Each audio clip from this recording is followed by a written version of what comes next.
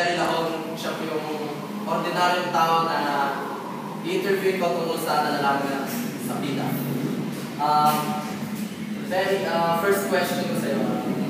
Ano ba ang nalalaman mo tungkol sa PIDA?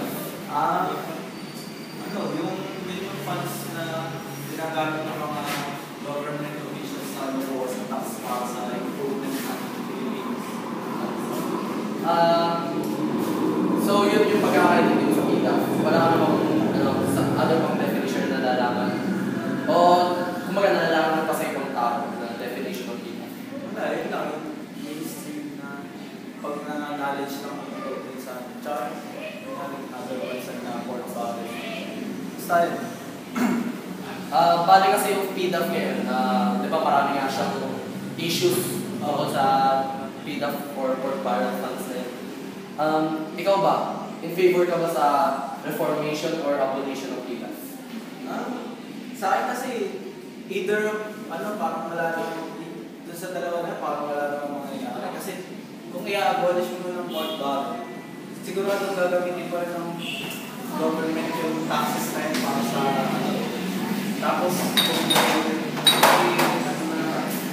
reform na baka palitan lang yung pangalan pero ganun pa rin yung hindi, pero kailangan mo kailangan mo mag-decide either kung i-reform mo siya or i-abolish kasi yun lang naman yung dalawang actions na pwede. Pero siguro i-ano na lang sa abolish kasi pagka-abolish din parang kailangan pa rin kung gagawa ka ng bago kailangan alam din ng tao. Hindi yung i-reform mo, pero tawag dito, parang papalitan naman pangalan pero gano'n pa rin ang mangyayari sa sistema. So, ang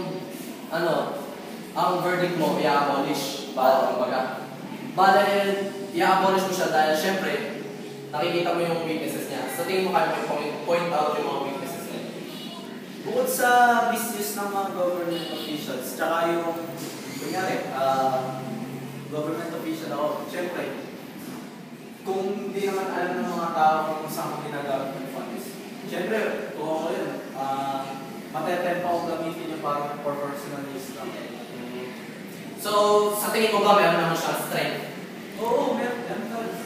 Kasi hindi naman gagawin yung hindi naman gagawin yung sistema sa Pilipinas yung kung wala strength. Siguro strength niya kung ginagamit ng matino na siguro. Or marami ang improvement na nagagawa. So, tayo tama. Salamat, Terry, sa